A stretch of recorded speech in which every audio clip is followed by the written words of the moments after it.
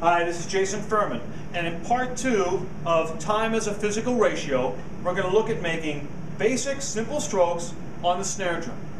Now, the idea of feeling this measured amount and this ratio of distance and velocity. When we talked about making full, regular strokes, the consistent flow of this, or natural flow as if you're walking, is what this ratio is about.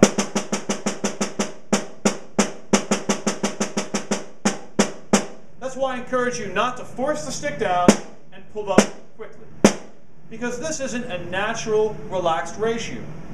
The stick going down and slowly coming up, like bouncing a ball, feels natural. If you like to play basketball, or you've ever had a basketball and ran it down court, as you're bouncing and walking, there you have time in motion. It may be with a sport and not music, but it's still the relative ratio of time. So as you make your strokes, try to be more aware than you would have ever before of that feeling of making strokes. Now here's our distance, and then we have the ratio of velocity. So if we're keeping these quick notes steady, as I make it softer, the tempo remains the same. The distance changes, and the ratio of velocity that requires me to get to this distance also changes. But it still equals the same time. And with everything else, I try to stay as relaxed as possible. And even though this may get more complex as you're doing other types of rudiments or playing around the drums, this sense and feeling of this ratio should never change. So, as I come to this side, look again at the ratio. Different volume levels, same tempo, even with different accents.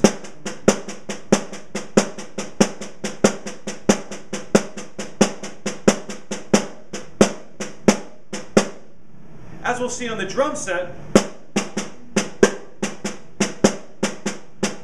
especially with the implementation of Moeller technique, which I think the greatest benefit that you can get actually from Moeller technique isn't the speed or the endurance that everyone discusses as the reasons for wanting to learn it, but primarily just the connection to relaxed physicality in your body and physically feeling time.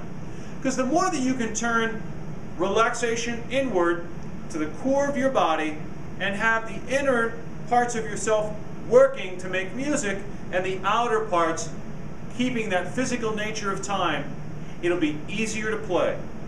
If you start playing strokes, where I have to reinstigate a stroke,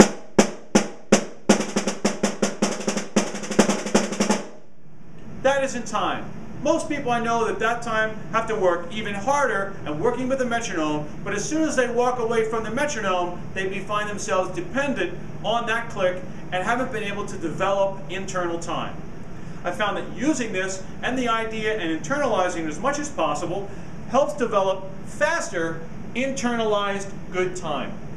Now there are also great drum books and methods that discuss time. Specifically,